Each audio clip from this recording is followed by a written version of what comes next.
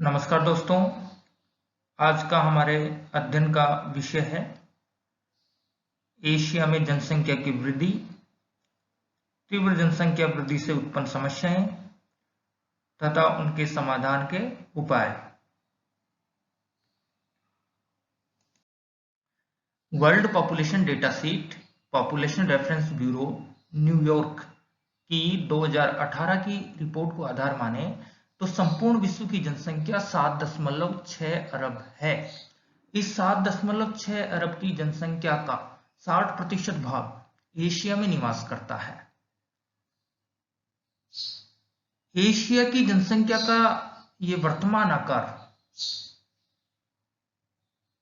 क्रमिक वृद्धि का परिणाम है। हमें यह समझना होगा कि 19वीं शताब्दी के अंत तक एशिया की जनसंख्या में जो वृद्धि थी वह मंद रूप से होते आ रही थी, किंतु द्वितीय विश्व युद्ध के पश्चात यह वृद्धि तीव्र गति से होने लगी। तीव्र जनसंख्या की वृद्धि ने एशिया को जनसंख्या विस्फोट की स्थिति में लाकर खड़ा कर दिया, जो संपूर्ण विश्व के लिए चिंताजनक है। यानी जैसा हम समझ चुके हैं कि संपूर्ण विश्व की जनसंख्या का 60% भाग एशिया की भूमि पर निवास करता है और एशिया की जनसंख्या का यह विशाल आकार तीव्र जनसंख्या वृद्धि का परिणाम है और एशिया में हो रही तीव्र जनसंख्या वृद्धि को जनसंख्या विस्फोट की संज्ञा दी गई है।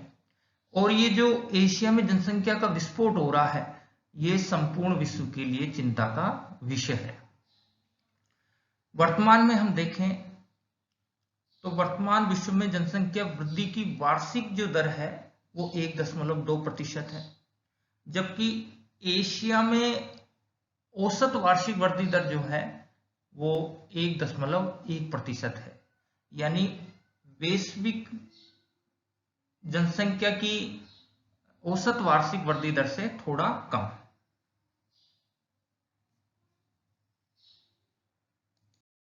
अब हम जानेंगे एशिया में जनसंख्या वृद्धि दर का क्षेत्रीय प्रारूप। यह बात हम जान चुके हैं और जानते भी हैं कि विश्व के सभी महाद्वीपों में जनसंख्या की वृद्धि दर जो है वो समान नहीं है, उसमें भिन्नता देखने को मिलती है। उसी तरह जो हमारे अध्ययन का विषय है एशिया महाद्वीप, एशिया महाद्वीप के देशों में भी जनसंख्या वृद्धि दर समान नहीं है। उनमें देशों के आधार पर अंतर पाया जाता है। यानी यूं कहें कि एशिया महाद्वीप में स्थित सभी देशों की जनसंख्या वृद्धि दर समान नहीं है, उसमें भिन्नता देखने को मिलती है।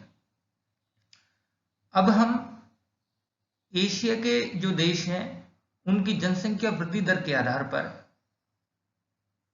निम्नांकित 4 भागों में बांटकर उनका अध्ययन करेंगे। एशिया के देशों के जनसंख्या वृद्धि दर के आधार पर जो 4 वर्ग निर्धारित किए गए हैं, उनमें पहला वर्ग है उच्च जनसंख्या वृद्धि दर।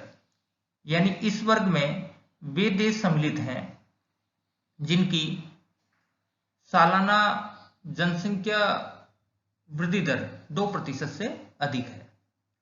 इस वर्ग में एशिया के Iraq, Jordan, Yemen, Kyrgyzstan, Tajikistan, Afghanistan, Timor Leste देश सम्मिलित हैं। यहां हमें इस बात पर गौर करना होगा कि इस वर्ग में जो भी देश सम्मिलित हैं उनमें अधिकांश मुस्लिम समुदाय वाले हैं। इन देशों में तीव्र जनसंख्या वृद्धि दर का जो कारण है वो ये है कि इन मुस्लिम समुदाय वाले देशों में महिलाओं की सामाजिक स्थिति अच्छी नहीं है, शिक्षा का स्तर भी निम्न है, या यूं कहें कि वैज्ञानिक शिक्षा का अभाव है। तथा परिवार नियोजन को भी अधिक महत्व नहीं दिया जाता, या परिवार कल्याण के जो कार्यक्रम हैं उनको इन देशों में अभी तक अपनाया नहीं गया है। ये वो मुख्य कारण है जिससे इन देशों में सालाना जनसंख्या की वृद्धि दर सर्वाधिक है। आपके सामने दी गई तालिका के माध्यम से आप भली भांति समझ सकते हैं कि ये वो 5 देश हैं जो एशिया में सर्वाधिक जनसंख्या वृद्धि दर रखते हैं, जिनमें पहला स्थान है अफगानिस्तान, जिसकी वार्षिक वृद्धि दर है 2.8। दूसरे स्थान पे है इराक, तीसरे स्थान पे तजाकिस्तान, चौथे स्थान पे यमन, 5वें स्थान पे तिमोर लेस्टे। आपके नॉलेज के लिए बताना चाहूंगा कि अफगानिस्तान, इराक, यमन ये वो देश हैं जो एशिया में ही नहीं अपितु संपूर्ण विश्व में सर्वाधिक जनसंख्या वृद्धि दर वाले देशों की सूची में सम्मिलित हैं। अब हम बात करेंगे मध्यम जनसंख्या वृद्धि दर वाले देशों के बारे में। इस वर्ग में एशिया महाद्वीप के Bharat, Pakistan, Bangladesh, Iran, Turkey, Syria, Saudi Arab, Oman, Israel, Turkmenistan, Cambodia, Indonesia, Laos, Malaysia, Philippines व मंगोलिया देश सम्मिलित हैं। यानी यूं कहें कि एशिया महाद्वीप के ज्यादातर देश मध्यम जनसंख्या वृद्धि दर की श्रेणी में आते हैं, जिनकी औसत वार्षिक जनसंख्या की वृद्धि दर 1% से लेकर 2% तक है। इन देशों में मध्यम जनसंख्या वृद्धि दर का जो कारण है वो ये है कि इन देशों में अभी परिवार नियोजन के जो कार्यक्रम हैं उनको अपनाना शुरू किया है। इसीलिए जो तीव्र जनसंख्या वृद्धि दर थी इन देशों की, वो मध्यम जनसंख्या वृद्धि दर में परिवर्तित होती जा रही है। अब हम जिक्र करेंगे एशिया महाद्वीप में निम्न जनसंख्या वृद्धि दर वाले देशों के बारे में। इस वर्ग में Sri Lanka, Singapore, Thailand, Vietnam, Cyprus, Lebanon, Qatar, संयुक्त अरब अमीरात, चीन, कोरिया, ताइवान देश सम्मिलित हैं, जिनकी वार्षिक जनसंख्या की वृद्धि दर 1% से कम है। जिसका सबसे बड़ा कारण है कि इन देशों में जीवन स्तर है वो उच्च स्तर का होता जा रहा है, तथा इन देशों में परिवार कल्याण कार्यक्रम को बड़े स्तर पर लागू किया गया है, जिसके परिणाम स्वरूप इन देशों की जनसंख्या वृद्धि दर जो है उसमें भारी गिरावट हुई है और जनसंख्या वृद्धि दर यह 1% से नीचे पहुंच गई है।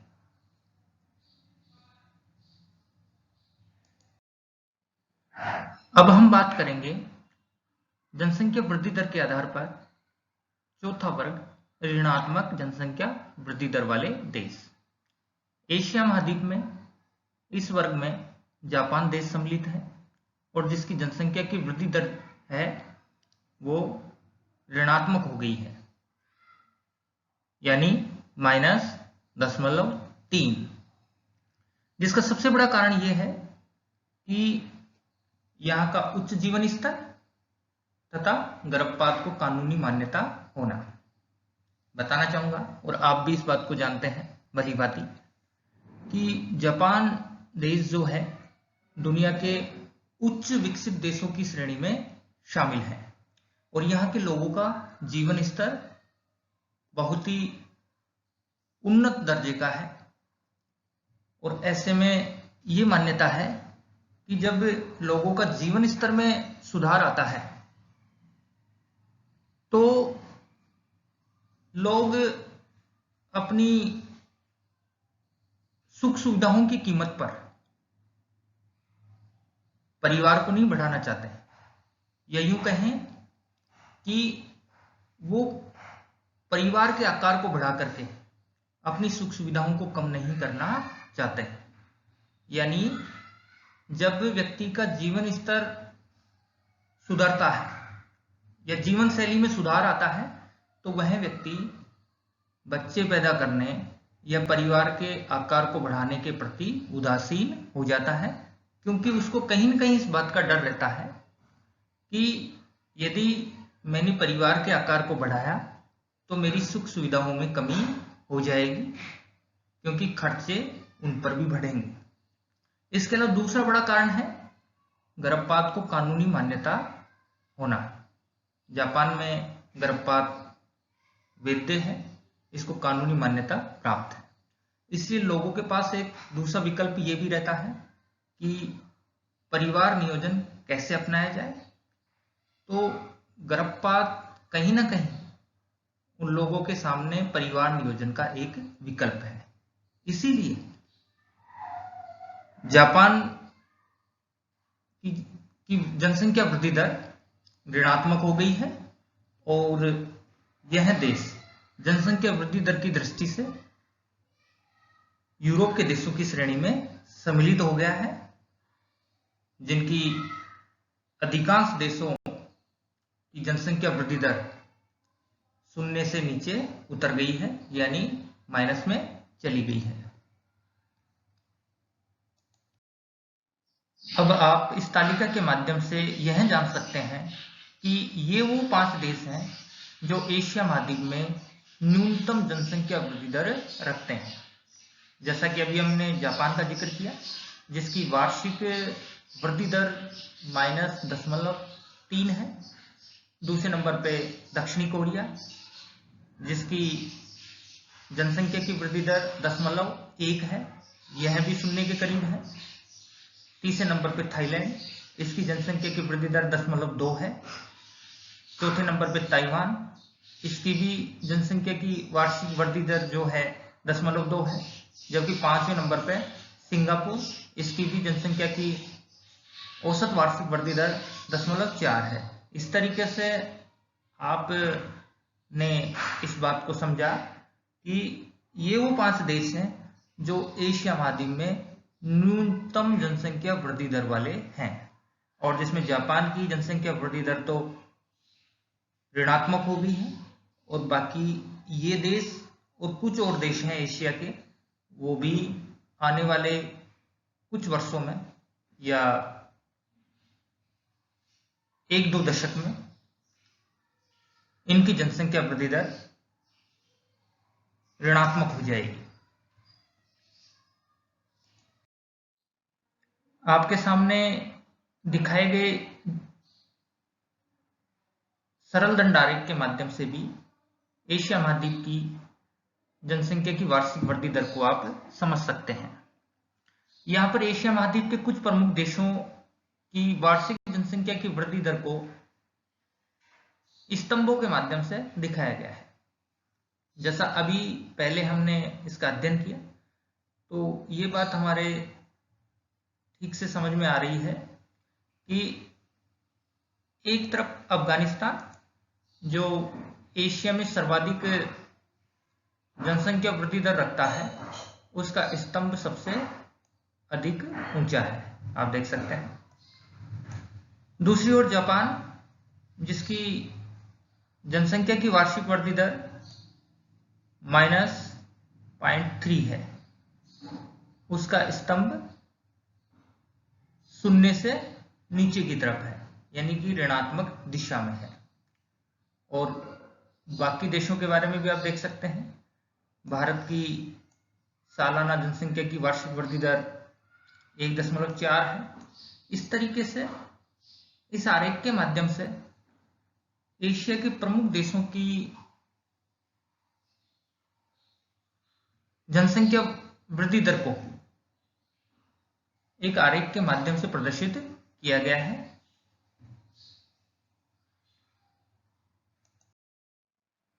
अब हम जिक्र करेंगे एशिया महाद्वीप में तीव्र जनसंख्या वृद्धि से उत्पन्न समस्याएं, यानी जिस कदर एशिया महाद्वीप में जनसंख्या की वृद्धि हो रही है, उस बढ़ती हुई जनसंख्या से कौन कौन सी समस्याएं या चुनौतियों का हमें सामना करना होगा। जनसंख्या की तीव्र वृद्धि से सबसे बड़ी समस्या होगी बेरोजगारी की समस्या।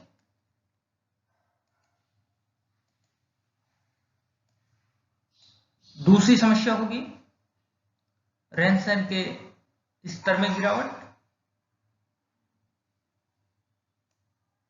तीसरी समस्या कृषि भूमि में कमी और खाद्यान्न उत्पादन में गिरावट।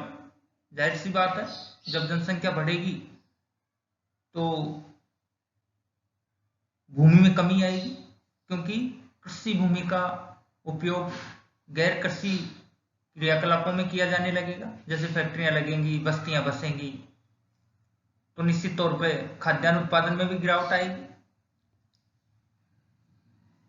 संसाधनों पर जनसंख्या का दबाव भी बढ़ेगा, चाहे वो प्राकृतिक संसाधन हो या मानवीय संसाधन। जनसंख्या जब बढ़ेगी तो निश्चित तौर पे संसाधनों पे भार बढ़ेगा। जनसंख्या वृद्धि से उत्पन्न एक अन्य समस्या है नगरीकरण एवं उसके प्रभाव। जनसंख्या की तीव्र वृद्धि से नगरीकरण या शहरीकरण बढ़ेगा। नगरीकरण और शहरीकरण बढ़ने से कच्ची बस्तियां या गंदी बस्तियां भी बन पाएंगी, ये भी एक बड़ी समस्या होगी। इसके अतिरिक्त तीव्र जनसंख्या वृद्धि से पर्यावरण पे भी विपरीत प्रभाव पड़ेंगे। तरह तरह के प्रदूषण बढ़ेंगे, चाहे वो जल प्रदूषण हो, वायु प्रदूषण हो, ध्वनि प्रदूषण हो, भूमि प्रदूषण हो।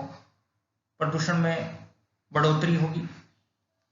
इसके अतिरिक्त कुपोषण में भी वृद्धि होगी, क्योंकि ये बात हम भली भांति जानते हैं, क्योंकि बढ़ती जनसंख्या के कारण खाद्यान्न और खाद्य सामग्री की जरूरतें भी बढ़ेंगी, मांग बढ़ेगी।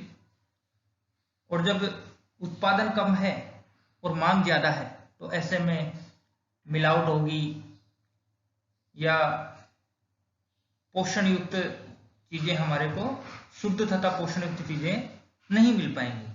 ऐसे में कुपोषण में वृद्धि होगी।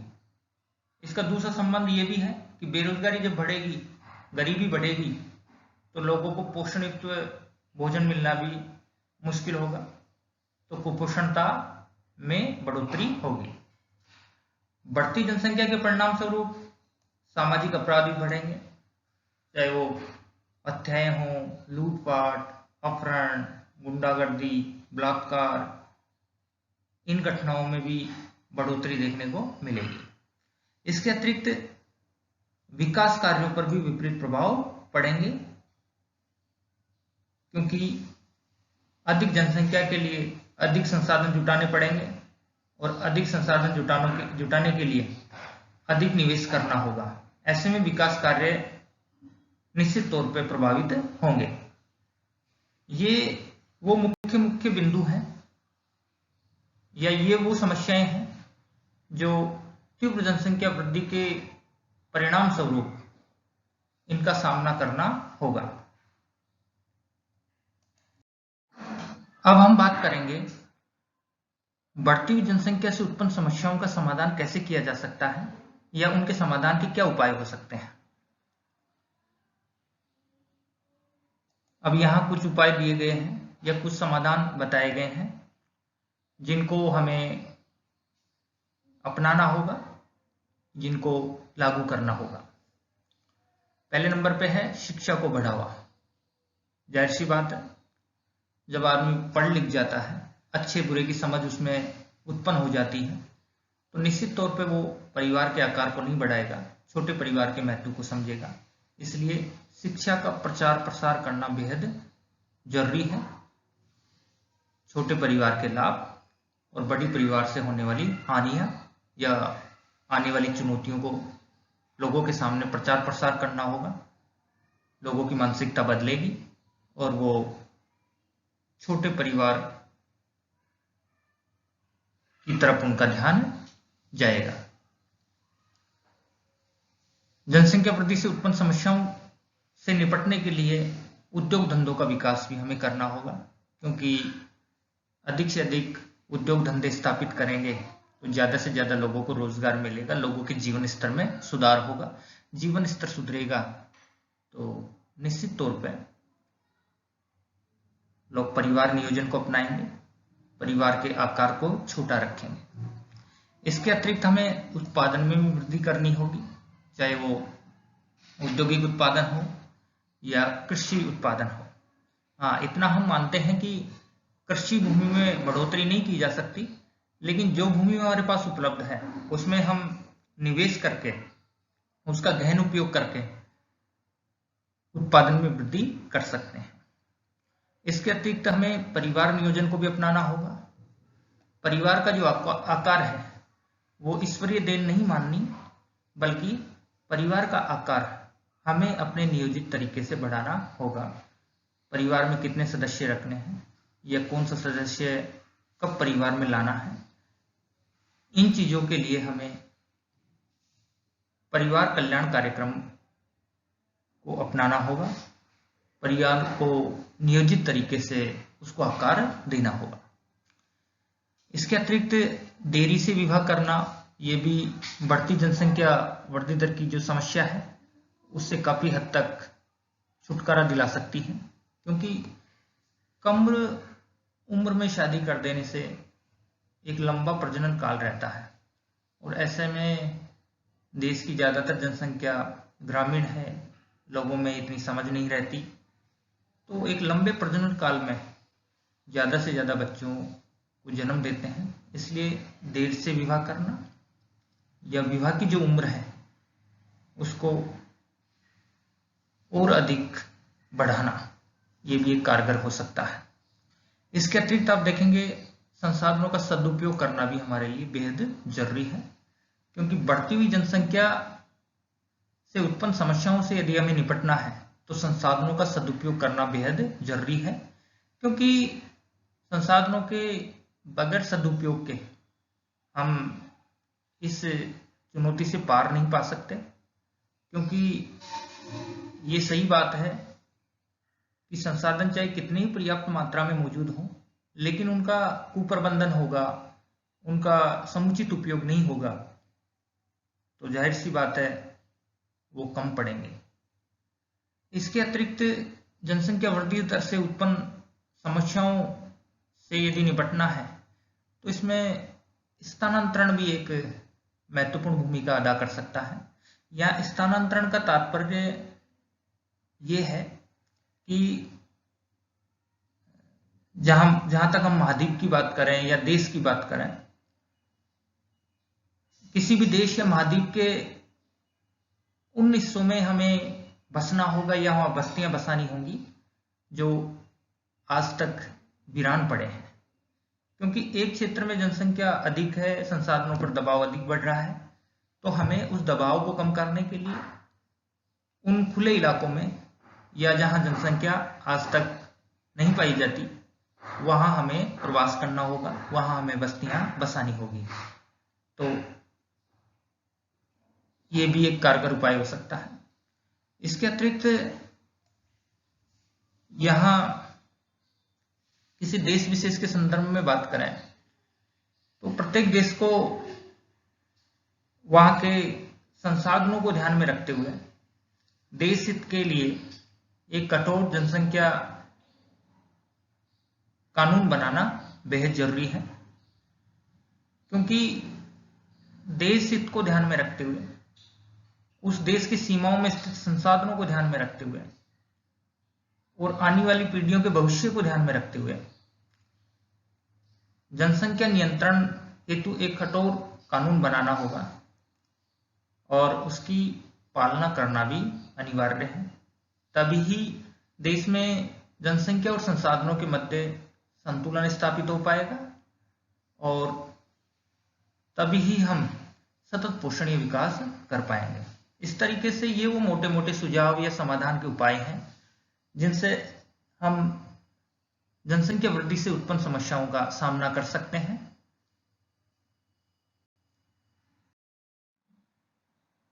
धन्यवाद। इस तरीके से आज हमने एक महत्वपूर्ण टॉपिक एशिया महाद्वीप में जनसंख्या की वृद्धि, उसका क्षेत्रीय प्रारूप, जनसंख्या वृद्धि से उत्पन्न समस्याएं और समाधान के उपाय समझें।